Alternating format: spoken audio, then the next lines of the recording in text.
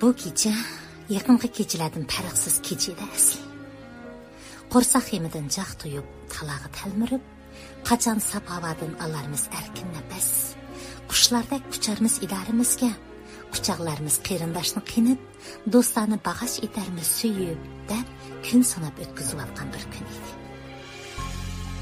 Mahalladoshlar to'pidan ko'rdim bir shum xabar, bo'ldim shunchalik bearam, ko'zlarim yoshlandi, yuragim puchildi. Chunki texi andala 50 yoshdan qarisini olgan bir pidoi texi bayila ish o'rnida qazo qilgan ekan. 50 yosh.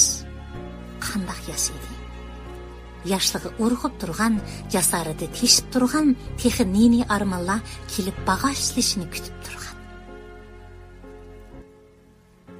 U balkim edi shunday bir onaning o'g'li, yo'llar ichilsa o'g'lim kelib meni yo'qlar deb yo'liga kunda bir emas, 1000 martaba talmirib turgan.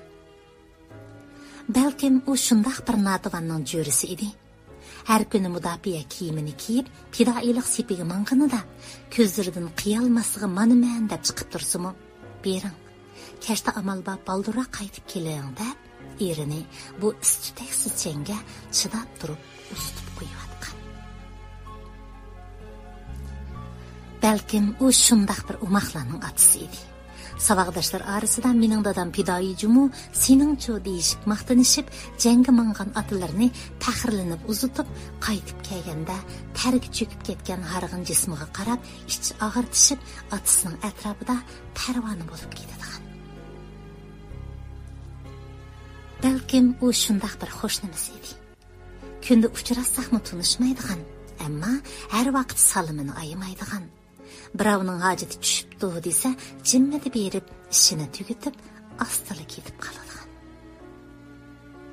U balkim shunday bir odam edi.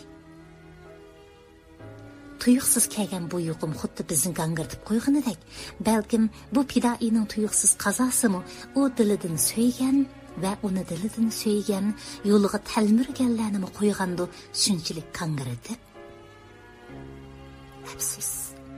U mangulikka qaldiq hamma cho'kib hamga. Shunday kishilar edi. Siz va menga o'xshashlar oddiy odam edi. Birovning dadasi edi, onasi edi, qizi edi, o'g'li edi, jinidan aziz. Ammo ular yana o'xshamaydi bizlarga. Pidokor edi, jangovar edi. Bilatni beg'ishlashni, bilatni mehr bilan bag'ashlashni unutmagan ona yurt qarzini hargiz. Ehtirom sizlarga, ataqida eng oldida mangan axlatliq farishtalar. Ehtirom sizlarga, jafokash mahalla kadrlari. Ehtirom sizlarga, pidokor, pidoilar.